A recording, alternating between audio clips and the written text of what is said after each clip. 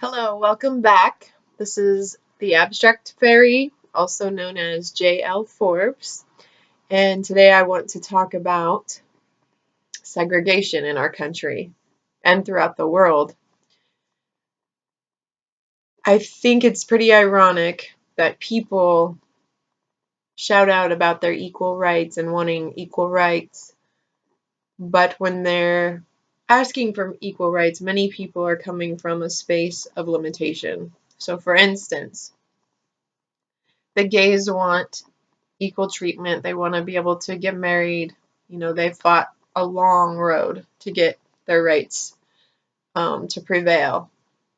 And it's sad that any group of people has to do that for human rights. We're all human. We're all born under the same constitution here in America. And you have groups of different categories of people fighting for their rights, and it's disgusting, and we know this.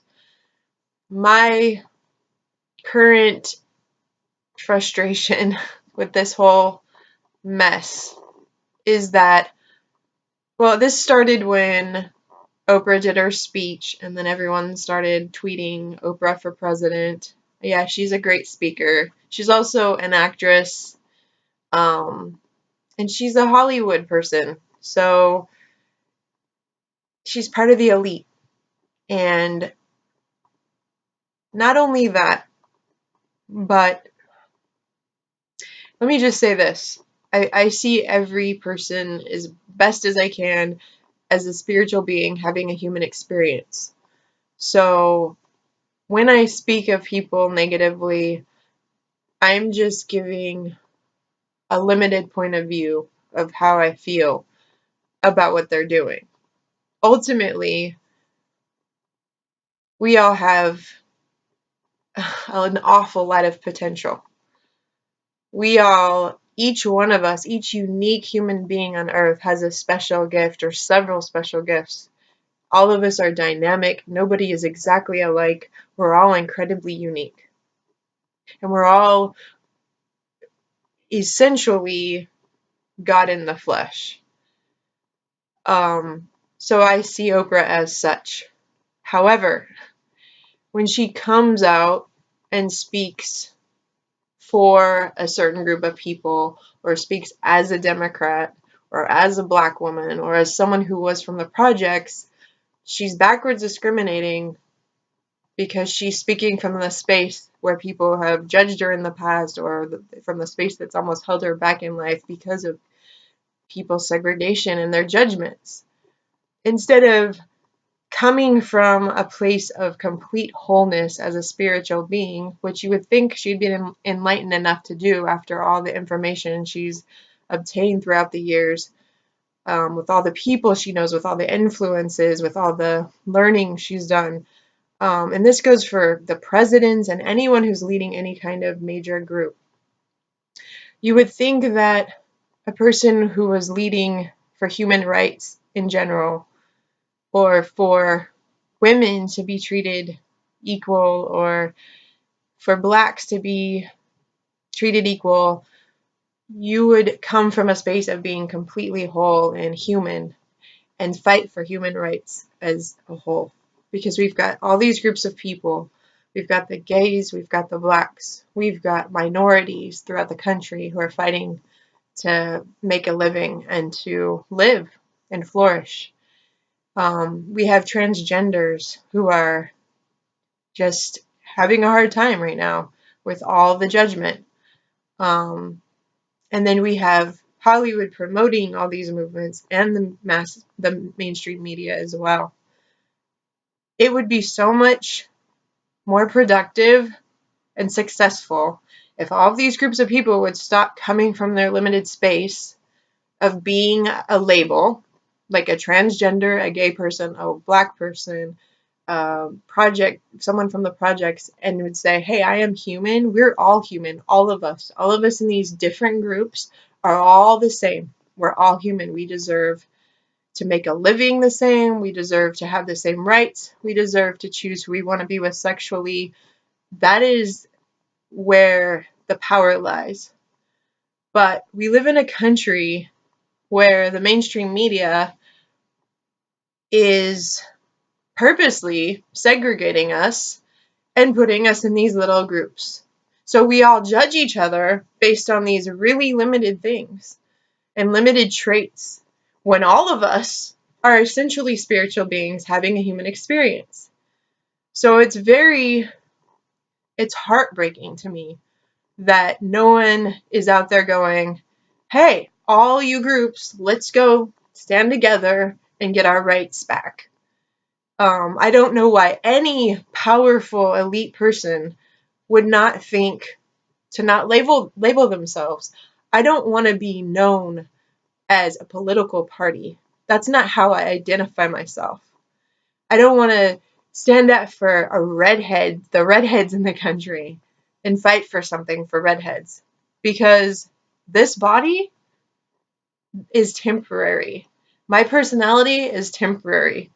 When I leave here, I'm gone, but may my legacy live on. May all of our legacies live on, from being a voice in the world, or from using our unique gifts and contributing somehow, some way. I feel like we're so egocentric in this country and narcissistic. The ego separates itself from the whole. The spirit knows it is the whole. So it's like an ocean. We're all part of the ocean. Each of us, we can say we're the wave. The wave is the ocean. But it'd be like one wave saying, well, I have a white cap and that one doesn't. It's ridiculous.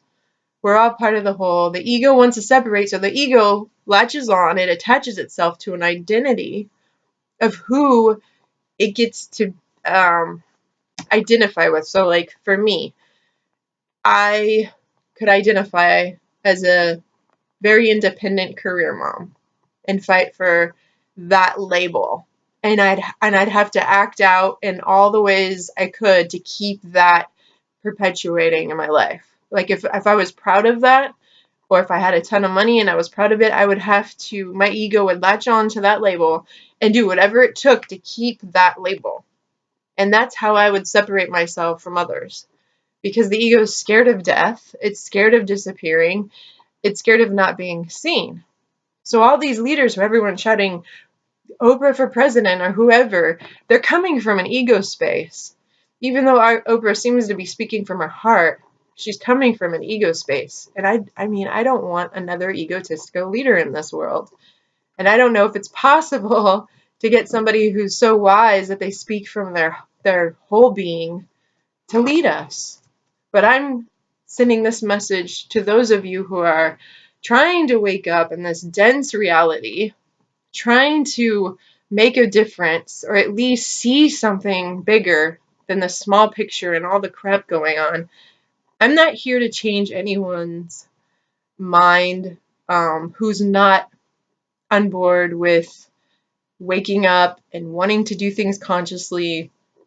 I'm not trying to change the world. I'm trying, as an author, I'm trying to give words to what people kind of know, but they don't know how to have a solution to it.